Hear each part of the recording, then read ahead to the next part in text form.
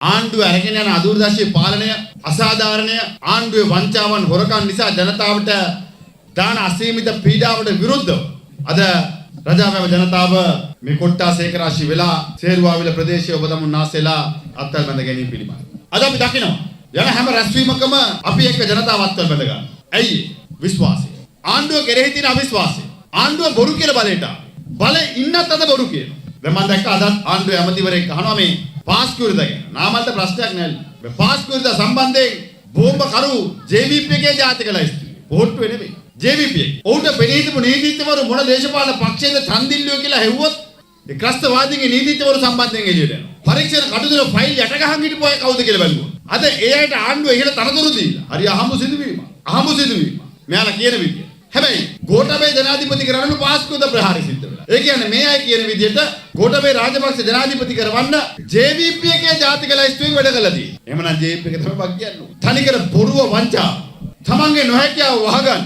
තමන් දීපු බොරු පොරොන්දු බොරුව බවට ජනතාව තේරුම් ගන්නකොට අද ආණ්ඩුව මර්ධනයට ලෑස්ති වෙනවා. කොවි ජනතාවගේ ආර්ථිකය සම්පූර්ණ වටලා තියෙන V90 කිරා ගන්න බැරුව ඉන්නේ. කුඩා මෝල් හිමියන්ගේ මෝල් ටික වැහෙන තැනටපත් වෙලා තියෙන්නේ. එයාට දීපු බැංකු ණයට V ගත්තට ඒ ගාණ්ඩට විකුණ ගන්න බැරි වෙලා තියෙන හාල්. ආණ්ඩුව හිතා මතා කුඩා මධ්‍ය පරිමාණ ව්‍යාපාරිකයා විනාශ කරනවා. කුඩා මෝල් හිමියන්ව විනාශ කළා දාන. ආවේ පොහොර ටික වෙලාවට දෙන්නම් කියලා. අද යලකන්න පොහොර ටිකක් නැහැ. දැන් මහ කන්නට පොහොර දෙන සලස්මක් ආණ්ඩුවට නැහැ. මහ කන්නට පොහොර දෙන සලස්මක් ආණ්ඩුවට නැහැ.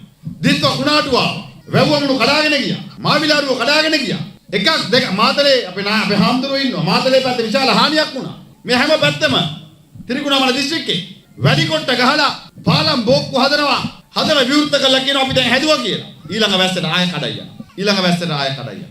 අර මුදලක් හැදුවා. ඔද රීබිල් ශ්‍රී ලංකා කියලා. දැන් පාර්ලිමේන්තුවේ මුදල් කමිටුවේ ලේකම් ඇවිල්ලා කියනවා එහෙම අර මුදලක් හදලවත් නැහැ කියලා. බලනකොට ඒ සල්ලි ටිකට මොකක්ද උනේ කියලා කියන්න දන්නේ නැහැ. දැන් ඒකටත් අර හැකර් කෙනෙක් පැන්න කියයිද දන්නේ නැහැ. මේ දවස්වල ආණ්ඩුවේ හැම ගිණුමකෙම සල්ලි යන්නේ වැරදි ගිණුම් වලට. අහුවොත් කියන්නේ කවුරුර හැක් කළා එහෙම නැත්නම් අතපසු වීමක් වෙලා. මේ මුදල් අමාත්‍යාංශය. හැබැයි ගමේ ඉන්න අහිංසක මිනිස්සෙක් ගිණුමකට සල්ලි ටිකක් දැම්මොත් බදු ෆයිල් එකකෝ අරකකෝ මේකකෝ කියලා ප්‍රශ්න 1000ක් අහනවා. ආණ්ඩුවට සම්බන්ධ මහා පරිමාණ ව්‍යාපාරිකයන්ට ආණ්ඩුවේ සමාන නිලධාරීන්ට හිතාමතා වැරදි ගිණුම් වලට කෝටි ප්‍රකෝටි ගණන් සල්ලි දාන්න පුළුවන් කිසි ප්‍රශ්නයක් ආණ්ඩුව අහන්නේ නැහැ. කිසිම ප්‍රශ්නයක් අහන්නේ නැහැ. අද ගොවියගේ පොහොර ප්‍රශ්නය මහ දෙවන්ත ප්‍රශ්නයක් බවටපත් වෙලා තියෙනවා. එළවලු ගොවියට පළතුරු ගොවියට ගොවියට නිසි මිල ලැබෙන්නේ නැති නිසා අද උන්ගේ ආර්ථිකය සම්පූර්ණයෙන් කඩන් වැටලා තියෙනවා. උපාධිධාරියට රැකියාව දෙන්න පොරොන්දු වෙලා ගෙයින් ගෙඩිය ආණ්ඩුව අද අඩුම ගානේ පෞද්ගලික උපාධිධාරියෙක්ට දී ගන්න බැරි වෙලා තියෙනවා.